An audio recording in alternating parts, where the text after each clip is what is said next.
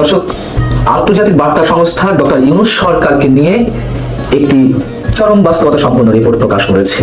যদিও আমরা যা জানছি, আমরা যা দেখছি, শুনছি, তার সবই এখানে উঠে এসেছে, নতুন তেমন কিছু নয়। তবে পর্দার আড়ালে কি ঘটতে যাচ্ছে তার একটি ইঙ্গিত দেওয়ার চেষ্টা করা হয়েছে এই রিপোর্টে। এবং প্রশাসন আগামীতে সরকারের কতটুকু নিয়ন্ত্রণে থাকবে, রাজনৈতিক পরিস্থিতি কতটুকু সরকারের বাইরে যাবে, সে সম্পর্কে একটা স্বচ্ছ ধারণা দেওয়ার চেষ্টা করা হয়েছে এই রিপোর্টে। রিপোর্টের শিরোনাম হচ্ছে what's behind the political tension ruling Bangladesh. এখানে বলা হচ্ছে বাংলাদেশের রাজনৈতিক উত্তেজনা ক্রমশই বাড়ছে, এর পেছনে একাধিক জটিল সামাজিক, প্রশাসনিক এবং রাজনৈতিক বাস্তবতা কাজ করছে। এবং কতটা বাস্তবতা কাজ করছে সে তো আমরা দেখলামই। মঙ্গলবার কিভাবে অশান্ত হয়ে উঠেছিল সচিবালয়, নতুন যে সরকারি কর্মচারী অধ্যাদেশ সেটিকে কেন্দ্র করে। এবং এটিকে কেন্দ্র করে নিঃসন্দেহে অনেক কিছু ঘটে যাওয়ার সম্ভাবনা ছিল।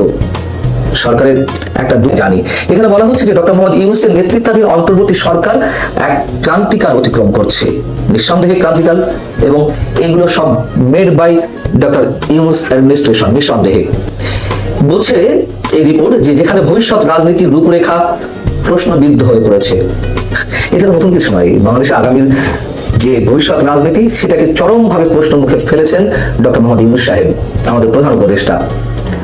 রয়টার্স বলছে জনমনে অস্থিরতা বাড়ছে, রাজনৈতিক দলগুলোর মধ্যে বিভক্তি আরো গভীর হচ্ছে, আর একটি বিশ্বাসযোগ্য নির্বাচনের অভাবে আগামী দিনের নেতৃত্ব নিয়ে শঙ্কা তৈরি হচ্ছে। খুব স্বাভাবিক, নেতৃত্বে কে আসবে, কোন রাজনৈতিক দল আসবে, অথবা বর্তমান সরকারের নেতৃত্বেও ডক্টর মোহাম্মদ ইউনূস থাকবেন কিনা সে নিয়েও তো গুঞ্জন অনেক আগে থেকে শুরু হয়েছে। একেবারে আনবায়াসড একটা রিপোর্ট করেছে রয়টার্স। এবং এই যে একটা চরম অস্থিরতার চারিদিকে, সেই উদর পিণ্ডি বুদর ঘাড়ে চাপানোর যে চেষ্টা করা হচ্ছে, সবকিছু দায় আওয়ামী লীগের উপর চাপানোর চেষ্টা করা হচ্ছে, সেটি আবার এখানে বলা হচ্ছে যে প্রধান উপদেষ্টা প্রেস সচিব রোববার, তার মধ্যে ডক্টর মোহাম্মদ ইউনূস বলেছেন আওয়ামী লীগের রাজনৈতিক কার্যক্রম নিষিদ্ধ করার পর থেকে একটা যুদ্ধাবস্থা তৈরি হয়েছে দেশে। ডক্টর মোহাম্মদ ইউনূস একজন সম্মানীয় মানুষ, নিঃসন্দেহে আমরা এখনো পর্যন্ত সম্মান করতে চাই। কিন্তু তিনি এই যে ক্রমান্বয়ে এক এক কথা এক এক সময় এক এক ধরনের রং চং দিয়ে বলার চেষ্টা করেন, বিশেষ করে যুদ্ধাবস্থার কথা কতবার বললেন আপনারা বলুন তো? খেয়াল করে দেখুন কত জায়গায় তিনি কথাটি বলেছেন। 29 এপ্রিল পুলিশ সপ্তাহ উপলক্ষে তিনি যখন প্রধান অতিথি হিসেবে বক্তব্য দিলেন, সেখানে তিনি বললেন দেশের যুদ্ধাবস্থা বিরাজ করছে, আমাদের সবাইকে সতর্ক থাকতে হবে।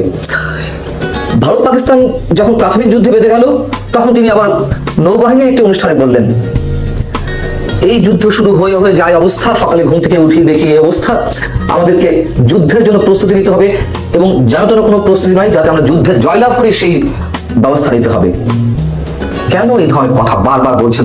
আবার কি বললেন নতুন করে রাজনৈতিক দলগুলোর সঙ্গে যে আলোচনা শুরু করলেন শনি রোববার, সেখানে তিনি বললেন আবার এক এক ধরনের রং চং লাগিয়ে, কখনো ভারত পাকিস্তান, কখনো এমনি এমনি মানে তারা ক্ষমতা টিকে থাকার জন্য যুদ্ধের কথা বলবে, অস্থিতিশীলতার কথা বলবে, আবার কখনো আওয়ামী লীগের রাজনীতি নিষিদ্ধ হওয়ার পরে এই অবস্থা তৈরি হয়েছে। খুবই অদ্ভুত। রয়টার্স বলছে সরকার এখনো পর্যন্ত জাতীয় নির্বাচনের নির্দিষ্ট সময় ঘোষণা করেনি, তবে তারিখ অনির্দিষ্ট থাকার কারণে বিরোধী দলগুলোর চাপ বৃদ্ধি পেয়েছে। এবং বিএনপি প্রসঙ্গে বলা হচ্ছে যে বিএনপি স্পষ্টত জানিয়ে দিয়েছে ডিসেম্বরের মধ্যে নির্বাচন না হলে তারা সরকারের প্রতি সমর্থন রাখবে কিনা সেই বিষয়ে তারা বিবেচনা করবে, সেটিও এখানে উঠে এসেছে রয়টার্সের প্রতিবেদনে। এবং সেনাপ্রধান সম্পর্কে যেটি বলা হচ্ছে যে এই যে চাপ ডক্টর মোহাম্মদ ইউনূসের প্রতি, তাতে আরো বেশি আগুন লাগিয়ে দিয়েছেন বাংলাদেশের সেনাবাহিনী প্রধান জেনারেল ওয়াকারুজ্জামান।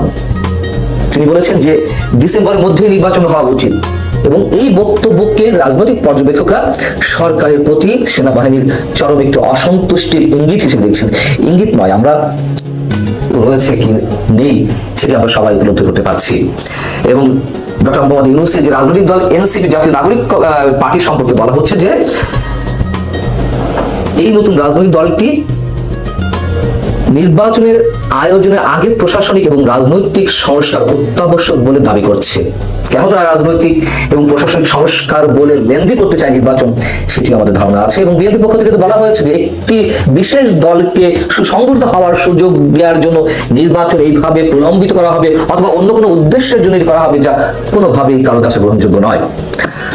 আইন শৃঙ্খলা সম্পর্কে যেটি বলা হচ্ছে যে দেশে আইন শৃঙ্খলা পরিস্থিতি যে অবস্থা দাঁড়িয়েছে, এর অস্থিরতার পাশাপাশি প্রচন্ডভাবে চাপের মুখে পড়েছে সরকার। সাম্প্রতিক সপ্তাহগুলোতে রাজধানীর বিভিন্ন শহরে সরকারি কর্মচারী, শিক্ষক এবং রাজনৈতিক কর্মীদের বিক্ষোভে সারা শহর জুড়ে যে যানজটের সৃষ্টি হয়েছে, বিশৃঙ্খলার সৃষ্টি হয়েছে, তাতে জনভোগান্তি চরমে উঠেছে।